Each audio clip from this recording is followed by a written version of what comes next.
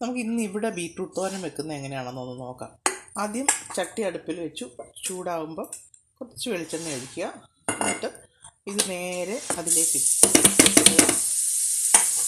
പാകത്തിന് ഉപ്പ്, ഇത് കല്ലുപ്പ് പൊടിച്ചതാണ് ഞാൻ ഈ പൊടിയായിട്ടിടുന്നത്, അല്ലെങ്കിൽ ഉപ്പ് നേരെ ഒഴിക്കും. ശേഷം ഉപ്പ് ഇടുക, അടച്ചു വെക്കുക ചെറിയ. ഇനി തേങ്ങ ഇപ്പം കുറച്ച് അബണ്ടൻ്റ് അല്ലല്ലോ, അതുകൊണ്ടാണ് ഇത്ര കുറവ്. അല്ലെങ്കിൽ കുറച്ചും കൂടി, ഒരു ബീറ്റ്റൂട്ടാണ് ഇതിന് മിക്കവാറും ഞാൻ ഒരു മുറി തേങ്ങ ഇടാറുണ്ടായിരുന്നു. ഇപ്പോൾ ഒരു ചെറിയ മുറിയുടെ പകുതിയേ ഉള്ളൂ.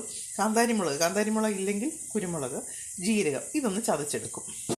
5 മിനിറ്റ് മൂടി വെച്ച് വേവിച്ച ശേഷം അതിലേക്ക് ചതച്ച തേങ്ങയും മസാലയും ചതച്ച വെളുത്തുള്ളി കറിവേപ്പിലയും ചേർത്ത് നന്നായി ഇളക്കുക. അധികം വെന്ത് പോകണ്ട, ചെറിയൊരു 3/4 ഭാഗം വേവിയേ ആകാവുള്ളൂ. ഇങ്ങനെ കഴിക്കുന്നത് ഹൃദയാരോഗ്യത്തിനും വാതരോഗമുള്ളവർക്കും അധിക വണ്ണമുള്ളവർക്കും ഒക്കെ നല്ലതാണ്.